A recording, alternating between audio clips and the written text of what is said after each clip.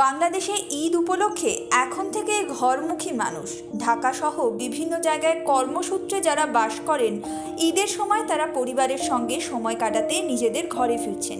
তার ফলেই চাপ বেড়েছে পদ্মা সেতুতে। একই রকমভাবে যানবাহন চলাচল বৃদ্ধি পাওয়ার কারণে চাপ বেড়েছে বঙ্গবন্ধু সেতুতেও। এই দুটি সেতুতেই রেকর্ড পরিমাণ টোল আদায় হয়েছে। পদ্মা সেতু চালু হওয়ার ফলে ঢাকার সঙ্গে বিস্তীর্ণ এলাকার যোগাযোগ সহজ হয়েছে। এর ফলে 24 ঘন্টায় পদ্মা সেতুতে 2,88,82,700 টাকার টোল আদায় হয়েছে। অতিরিক্ত গাড়ি চলাচলের কারণে যানবাহনের গতি কিছুটা স্লথ, তবে যাতে কারোর কোনো রকম সমস্যা না হয় সেদিকে লক্ষ্য রাখা হচ্ছে।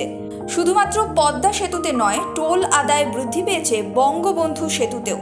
টাঙ্গাইলের বঙ্গবন্ধু সেতুতে শনিবার রাত 12টা থেকে সোমবার সকাল 8টা পর্যন্ত 32 ঘন্টা প্রায় 42,000 যানবাহন পারাপার করেছে। এতে টোল আদায় হয়েছে 3,50,40,350 টাকা। ওই রুটে যাতে কোনো রকম যানজট বা যানবাহন চলাচলে বিঘ্ন না হয় সেটা দেখা হচ্ছে বলে জানানো হয়েছে, এবং ওই সেতুতে যাতে যানজট না হয় সেই কারণে অতিরিক্ত টোল বুথও করা হয়েছে বলে জানানো হয়েছে। সিঞ্জিনী সরকারের report, Indo Bangla Times business, Kolkata.